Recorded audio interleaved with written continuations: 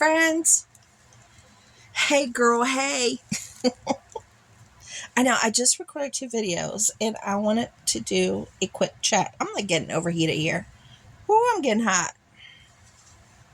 I am getting hot. It's getting hot in here. Okay, so I just did the share. So be on the lookout for what I just shared. And I do have crafty goodness going on. I have to do a separate video for it. I'm working on some stuff for Dollhouse Miniatures. I've already completed a couple of them, but there's one that's still in the mist because I'm like thinking about possibly changing some things on it. You know how that is. It's a process. You look at stuff and you're like, wait a minute, I want to do something different. I'm excited to share it with you though once I get it going again. I have been taping a little bit here, a little bit there, so you can see the process of it.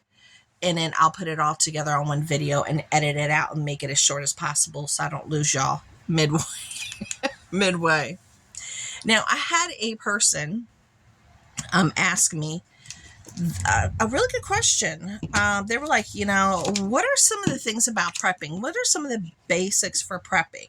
Let's talk about that. I think it's really important right now with everything that's going on that we really need to get back to that. Now, basics for prepping. 1 gallon of water for every person, including a child, is 1 gallon per water per day. Why do you need 1 gallon? It's there for you to drink, cook, wash yourself with, and do whatever else you need to do with it. 1 gallon a day per person. So just remember that. So if you want to pick up a gallon each time you go shopping, and you build up that way. Yeah, you could get a life straw and what have you, but you would have to find a water source to go up to it and like suck the life out of it through the straw. If you've never used a life straw, you really have to have some good sucking motion to use that thing. I tried it and I was like, whoa, this is a lot. So yeah, definitely get your water if you can. Now, foods. Let's talk about foods. There's a general rule. If it has oil, it'll spoil. Most definitely. So some of the basics would be white rice. White rice can last almost indefinitely as long as it's stored in a cool, dry place. Now, brown rice, which is a little bit healthier for you, does not have that longevity because it has natural oils. Therefore, it will go bad. Yeah. So I would never stock up on brown rice. Also, never stock up on aspirin. Aspirin, once it goes past its best by date, it can actually make you very sick. Don't do that. Don't ever stockpile aspirin. That's one of the medicines that you just don't do that with.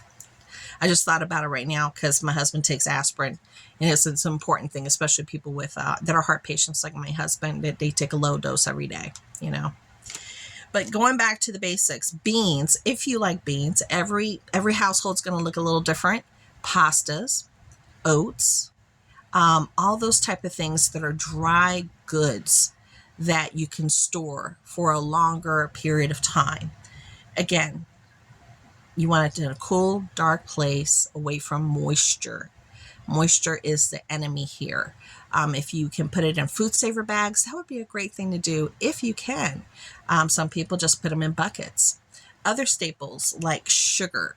Sugar never, ever, ever needs any oxygen absorbers or anything like that. Never put an oxygen absorber with sugar. It will turn into a rock. You'll be chiseling that sugar out, okay, with a like you're trying to do a statue. So don't do that. Then you need your basics like flour, yeast, things like that. Your basics, the absolute basics where you can make biscuits, you can make breads, you can make pancakes, you can do fajitas, basics. You want to have oils. Now remember, oils do spoil.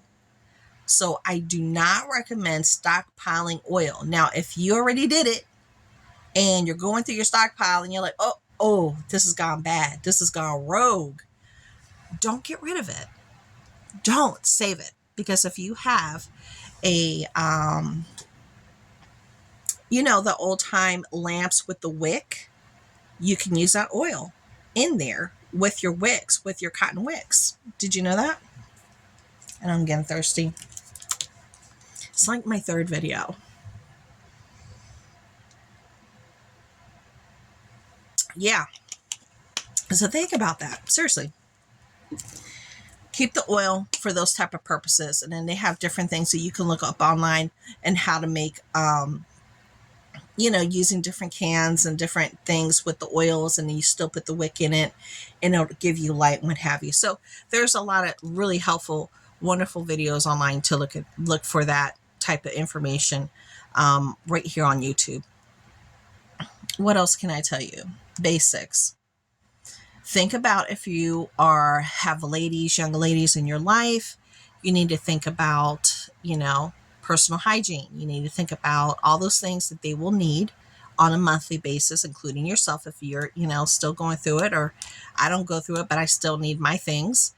I've talked about it before. And, you got to make sure you have, in your mind, you say, I want to have at least 2 months worth. I want to have 3 months worth. I want to have 4 months worth. I found something on sale. I went to CVS. I stacked up on my deals. I was able to get 5 months worth of pads or tampons or toilet paper.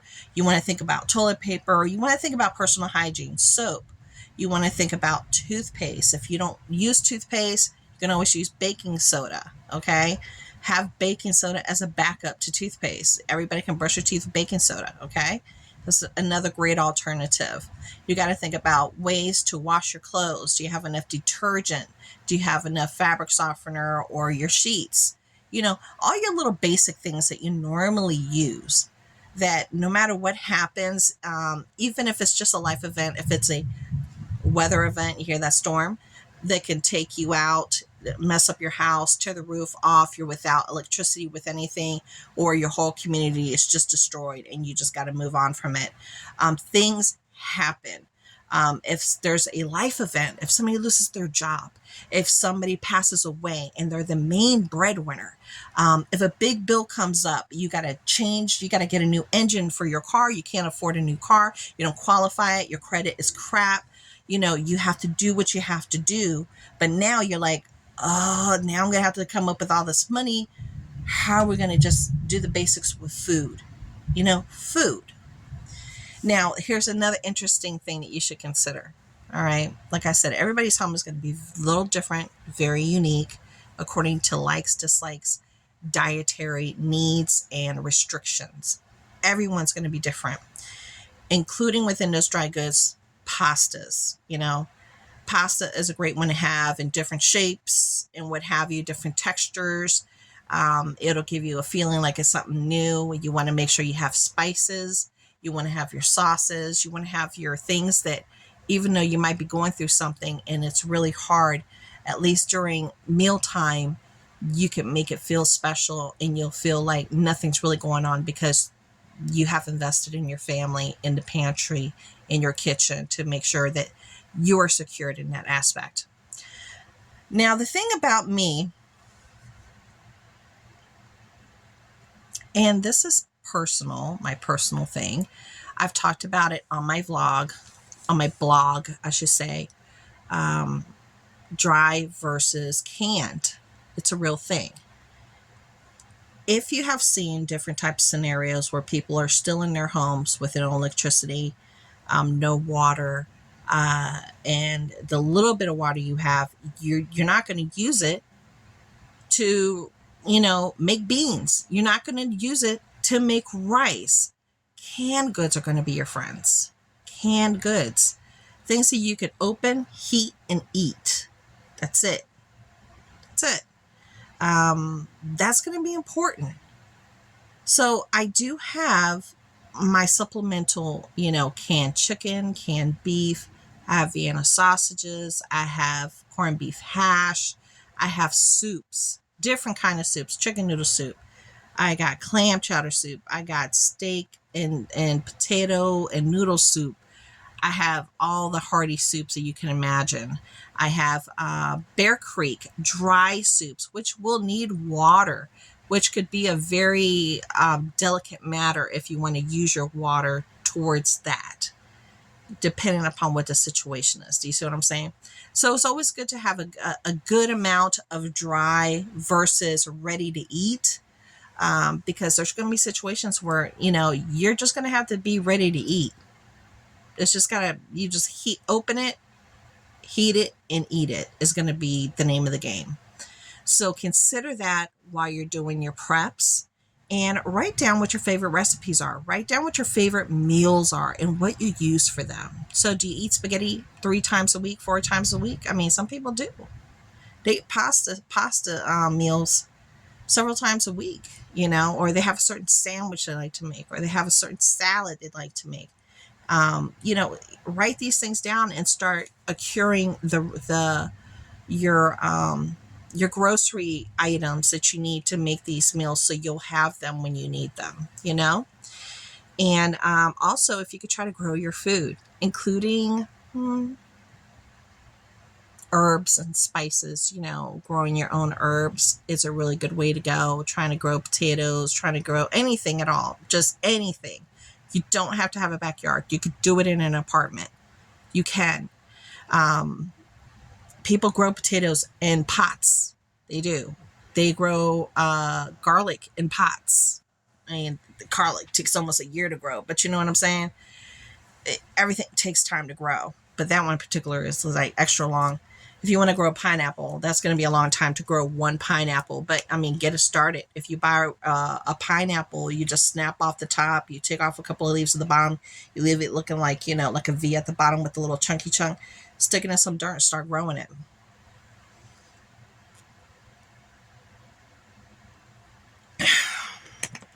They also have lots of fruit trees and all that, the kind that can stay in a pot, They have those at Lowe's. They have them available at Home Depot. Pick one and just grow something so you have your own supply right there, right when you need it. I mean, you can grow beans, you can do peppers, you can do anything at all, anything that you like. Just something to consider, definitely. So those are basics. I feel like those are like the basics. I also have like pancake mix, things that I know that I don't even need to have syrup. If we just need to have something, I can make pancakes, throw some butter on it, throw some jam, anything. You can even put peanut butter on it, and they could just roll it up and eat it. And it's cheap. It'll fill up their tummies and no one will go hungry. And it's on budget. Dollar Tree's Hungry Jack pancake mixes are the best deal in my whole area. Not even Walmart can beat the price of $1.25 for the pancake mix. If you buy 2 of them, they're still cheaper than the same size box that they sell at the Walmart. It's still cheaper. So really shop around, try to get the deals whenever you can, or just make do wherever you go. Some people have a limited ability of getting rides, getting on a bus, or even getting out of the house. You just have to depend on people, and you give them a list and be like, can you get me this if you go there? Can you get me that? And they're doing you a favor and bringing things in. Remember, wherever they're going, think about what's there so you can make the best shopping trip that'll make sense for you. Just a lot of people say to me sometimes, Anna, you go to Walmart and save 15 cents on that. You could save 25 cents.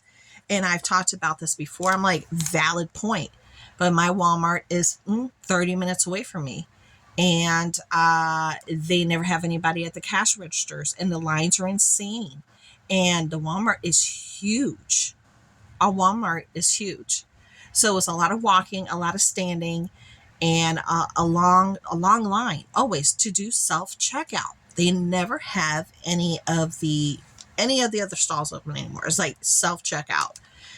So I just don't find it that appealing. And it costs me more money on gas, on time, standing, checking myself out. So it doesn't equate to saving money. I'm actually wasting more money, time, gas, maintenance on my car, taking it out half an hour to save 25 cents. It just doesn't make sense. So I buy where I'm at and I make it make sense because that's where I'm at. And then I just hop on home and it all works out.